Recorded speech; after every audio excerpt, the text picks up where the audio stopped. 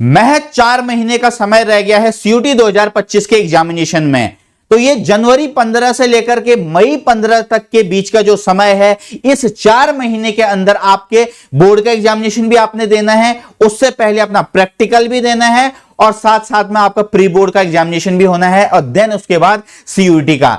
तो किस तरीके से हम ये 4 महीने को मैनेज करें, अभी तक आपने पहले क्या किया है पास्ट में उसको भूलिए। अब ये जो 4 महीने हैं इनको इतने डेडिकेटली होकर के मेहनत कीजिए कि जिससे आपका बोर्ड के एग्जामिनेशन में भी अच्छा स्कोर आए और साथ साथ सीयूटी के भी एग्जामिनेशन में आप बेहतर स्कोर करके आप भी इंडिया के top university like DU, GNU, BHU में एडमिशन लें। तो इस वीडियो के अंदर आज मैं आपको बताने जा रहा हूं क्या आपकी स्ट्रेटजी होनी चाहिए अपकमिंग 4 मंथ्स के लिए। मंथली वाइज मैं आपको स्ट्रेटजी बताने वाला हूं, दोनों के लिए, बोर्ड के एग्जामिनेशन के लिए भी और आपका सीयूटी के एग्जामिनेशन के लिए भी। हालांकि बोर्ड के एग्जामिनेशन में ज्यादा समय नहीं है, तो यहां पे 4 महीने की किस तरीके से प्लानिंग होनी चाहिए हमारी, क्या हमारी स्ट्रेटजी होनी चाहिए। तो सबसे पहले मैं यहां पर बात करूंगा फर्स्ट मंथ के, ठीक है, मतलब 15 जनवरी से लेकर के 15 फरवरी के बीच के। तो सबसे पहले देखिएगा हमारा जो सीयूटी का एग्जामिनेशन है वो बेसिकली 3 सेक्शन में डिवाइड है। सेक्शन 1 लैंग्वेज, सेक्शन 2 आपका डोमेन और सेक्शन 3 आपका जनरल एप्टीट्यूड टेस्ट। तो सबसे पहले मैं बात करूंगा यहां पर लैंग्वेज की। देखो बच्चों, अगर अभी तक तुमने बिल्कुल भी नहीं पढ़ा है तो देखो अब जाग जाओ। अगर अभी नहीं पढ़ोगे तो बाद में तुम अच्छा स्कोर नहीं कर पाओगे, जिस वजह से हो सकता है तुम जिस यूनिवर्सिटी में जाने का सपना देख रहे हो वो तुम्हारा साकार ना हो पाए। तो लैंग्वेज के अंदर सबसे पहले मैं बात करूंगा यहां पर ग्रामर की। ग्रामर में आपको इस पहले महीने में क्या क्या करना है, एक तो आपको टेंस करना है, दूसरा आपको अपना नाउन करना है, तीसरा आपको प्रोनाउन करना है। तीनों बड़े चैप्टर हैं, इसलिए इस महीने में आपको सिर्फ ये 3 टॉपिक करने हैं अच्छे से और उनको रिवाइज करना है। उसके बाद मैं बात करूंगा वोकैबुलरी की। तो बच्चे वोकैबुलरी में मैं ऑलरेडी आपको काफी बार बता चुका हूं अपने प्रीवियस वीडियोस में कि जो एसएससी एग्जामिनेशन होता है उसके जो प्रीवियस ईयर के वोकैब है उनको पढ़िए, वो मोर देन एनफ है, ठीक है। आपको टेलीग्राम चैनल पर, हमारा टेलीग्राम चैनल है सीयूटी कोर का, उस पर आपको पीडीएफ मिल जाएगी, वहां से भी आप वोकैब कर सकते हैं। तो एटलीस्ट आपको कम से कम 300 वोकैब याद करनी है इस 1 महीने के अंदर। कम से कम आप 350 भी कर सकते हैं, 400 भी कर सकते हैं। तो ये हमारे पहले महीने का टारगेट है लैंग्वेज का। अब डोमेन का, डोमेन का देखिए आपका बोर्ड का एग्जामिनेशन है अभी, तो पहले तो वो कवर करो अभी 1 आध हफ्ते में जो तुम्हारा रह रखा है, पहले उसको कवर करना है। उसके बाद आपने अपने शॉर्ट नोट्स बनाए होंगे तो उनको बार बार रिवीजन कीजिए, क्योंकि जो 1 लाइनर क्वेश्चन आएंगे बोर्ड के एग्जामिनेशन में भी वहां पे भी हेल्प करेगा। और सीयूटी के अंदर अगर कोई अच्छा क्वेश्चन आ गया और तुमने अगर उसके शॉर्ट नोट्स बना रखे हैं तो वो क्वेश्चन तुम्हारा यहीं से फंसने वाला है। तो बोर्ड के साथ साथ तुम यहां पे सीयूटी के लिए भी तैयारी कर लोगे और वीकली मॉक टेस्ट देते रहिएगा, ठीक है। अब जैसे आप किसी भी स्ट्रीम से हैं क्लास 12th में, आप साइंस से हैं, आप कॉमर्स से हैं, आप ह्यूमैनिटीज से हैं, तो जिस सब्जेक्ट के अंदर आपको डिफिकल्टी लग रही है बच्चे, उसको ज्यादा टाइम दीजिए और उसको थोड़ा सा उसके मॉक टेस्ट ज्यादा दीजिए। इससे आपको बोर्ड में तो फायदा होगा ही होगा, डेफिनेटली बच्चा आपको सीयूटी में भी होने वाला है। अब उसके बाद जनरल टेस्ट, ठीक है। अब इसका नाम चेंज करके जनरल एप्टीट्यूड टेस्ट कर दिया गया है। तो देखिए इसका सिलेबस बहुत वास्ट है। मैं फिर से कह रहा हूं, इसका सिलेबस करने के लिए आपको कम से कम, अगर आप अच्छे से पढ़ते हो तो बच्चे 4 महीने का टाइम तो चाहिए ही चाहिए। तो सबसे पहले आप पहले महीने में आपको क्वांट के परसेंटेज, एवरेज, प्रॉफिट लॉस, तीनों बड़े टॉपिक हैं। कम से कम कह रहा हूं मैं, आप 4 भी कर सकते हो लेकिन मिनिमम ये 3 तो करिए। इसके अलावा रीजनिंग में आपको एनालॉजी करना है, आपको कोडिंग डिकोडिंग करनी है, आपको सीरीज करनी है, alphabetical series, number series, missing number series. तो ये आपका पहले महीने का टारगेट है। उसके बाद अगले महीने का टारगेट, मतलब 30 से लेकर के 60 दिन के बीच में, फिर मैंने 3 पार्ट में डिवाइड किया है लैंग्वेज में।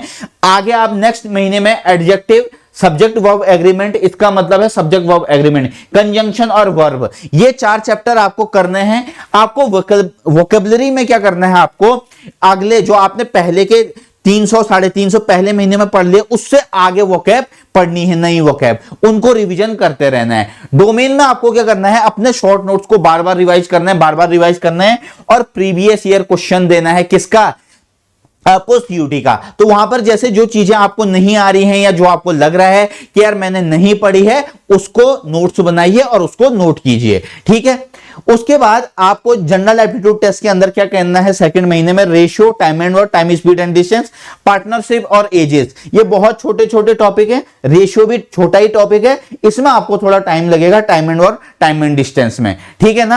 आप हमारे एकाग्र बैच से कंप्लीट कर सकते हैं, एकाग्र बैच में सब कुछ कंप्लीट करवा रखा है, ठीक है। उसके बाद रीजनिंग के अंदर ब्लड रिलेशन, आपका रैंकिंग, आपका कैलेंडर और क्लॉक, ये टॉपिक आपको सेकंड महीने के अंदर करने हैं। उसके बाद अगले जो तीसरा महीना होगा, ठीक है, क्योंकि मैं यहां पे 4 महीने की स्ट्रेटजी की बात कर रहा हूं, तो लैंग्वेज में, ग्रामर में जो टॉपिक रिमेनिंग रह रखे हैं, जैसे आपका क्वेश्चन टैग हो गया, ठीक है, तो जितने भी रिमेनिंग टॉपिक रह रखे हैं उनको आपको यहां पे कंप्लीट करना है। उसके बाद आपको, अब आपके बोर्ड के एग्जामिनेशन ओवर हो जाएंगे तो आपको सेंटेंस रीअरेंजमेंट भी करने होंगे। जैसे आते हैं ना, आपको 4 सेंटेंस दे देगा तो कहेगा कि इनको सीक्वेंस में कौन सा सही है, तो इसमें ये प्रैक्टिस मांगती है। और साथ साथ में वोकैब तो आपको करना ही करना है, पुराना रिविजन करना है, नए आपको पढ़ते रहना है।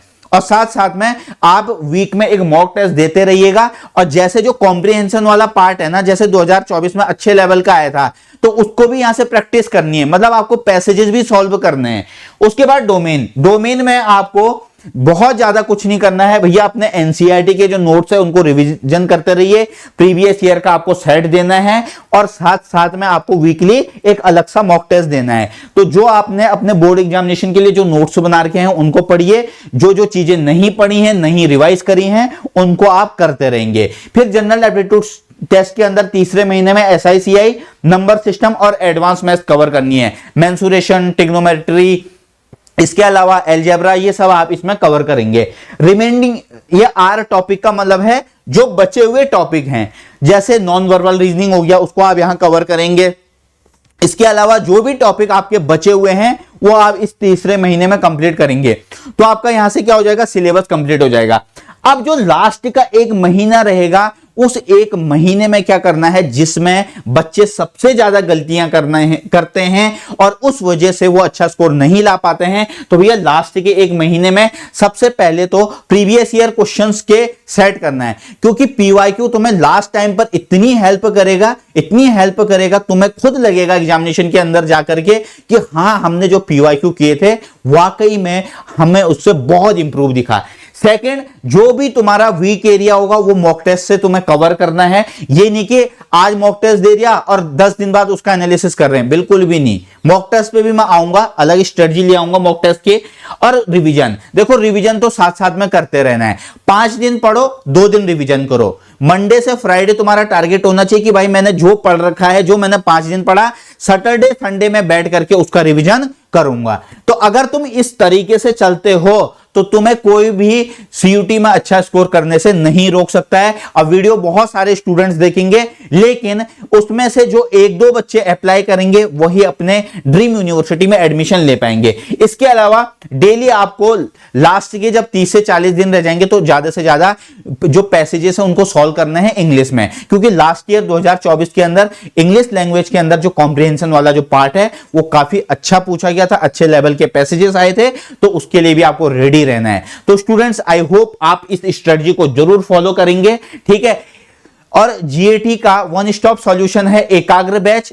हमारे इसी चैनल पर आपको एकाग्र बैच मिलेगा, प्लेलिस्ट बनी हुई है, एकाग्र बैच को फॉलो कीजिए और जनरल एप्टीट्यूड का जो कंप्लीट सिलेबस है उसको वहां से आप कंप्लीट कीजिए। Bye bye, take care, God bless you all.